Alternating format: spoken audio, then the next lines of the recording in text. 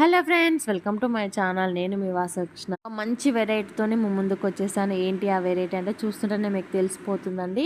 ఎండు చేపల పులుసు చేశాను. అందరు రొటీన్గా చింతపండు వేస్తారు, నేను చింతకాయలతోనే పులుసు పెట్టానండి. సూపర్గా ఉంది. అసలు మీరందరూ ట్రై చేయండి, చాలా బాగుంటుంది.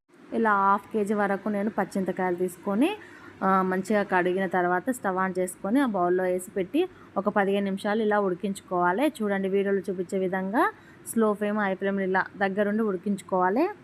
ఇలా ఉడికిన తర్వాత కొద్దిసేపు పక్కన పెట్టి చల్లార్చుకోవాలి. ఆ తర్వాత చల్లార్చిన తర్వాత చూడండి, ఇలా మొత్తము మనము స్మాష్ చేసేసుకోవాలి. ఇలా స్మాష్ చేసేసుకుంటే ఏంటంటే మనకు రసం అనేది తొందరగా వచ్చేస్తుంది. ఆ తర్వాత మనం ఎలాంటి వాటర్ కూడా యాడ్ చేయదు, అందులో ఉన్న వాటరే చాలు. ఆ తర్వాత చూడండి, ఇలా స్టెయిన్ చేసి పక్కన పెట్టుకోవాలి.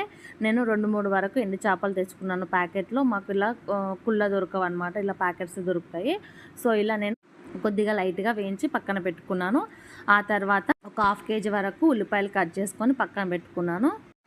అదే ప్యాన్లో నేను సరిపడా నూనె పోసుకొని ఉల్లిపాయలు వేసి ఇలా గల్లుప్పు వేస్తున్నాను. గల్లుప్పు ఎందుకు వేయాలంటే తొందరగా అనేది మనకు ఉల్లిపాయలు ఇలా ఉడికిపోతాయి అన్నమాట. చూడండి, గోల్డెన్ కలర్ వచ్చాక కట్ చేసి పట్టుకున్న పచ్చిమిర్చి వేసి కలపాలి. ఆ తర్వాత అందులోనే కొద్దిగా కరివేపాకు కూడా యాడ్ చేస్తున్నాను. ఇలా కరివేపాకు యాడ్ చేసిన తర్వాత కొద్దిగా జీలకర్ర వేసుకోవాలి, కొద్దిగా కొత్తిమీర వేసుకొని మొత్తం కలిసేలా కలుపుకొని రుచికి సరిపడా అల్లం పేస్ట్ వేసి ఆ తర్వాత 2 చెంచాల పసుపు, 2 చెంచాల కారం కూడా వేసుకోవాలి.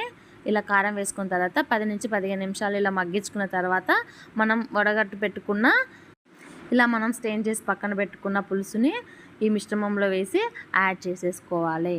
ఇలా మనము 10-15 నిమిషాల వరకు పులుసు అనేది మగ్గిపోవాలన్నమాట. ఇలా వాటర్ ఉన్నది మొత్తము ఇలా కరిగించినప్పుడు గట్టిగా అవుతుందన్నమాట.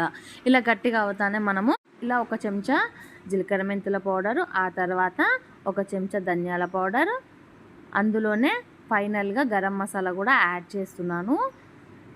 స్పూన్ ఎందుకు వేస్తున్నానంటే మనకు నీచు వాసన రాకుండా అలా స్పూన్ అనేది ఎక్కువగా వేసుకోవాలి. అప్పుడు మనకు నీచు వాసన అస్సలు రాదనమాట.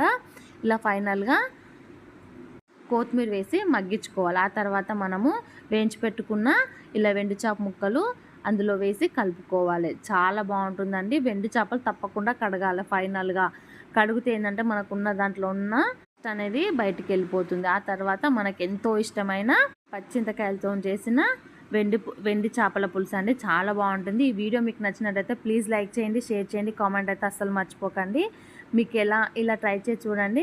నాకు ఏదైనా ఉంటే కామెంట్ అయితే చేయండి. మా వారైతే ఫుల్ ఎంజాయ్ చేస్తూ తిన్నారండి.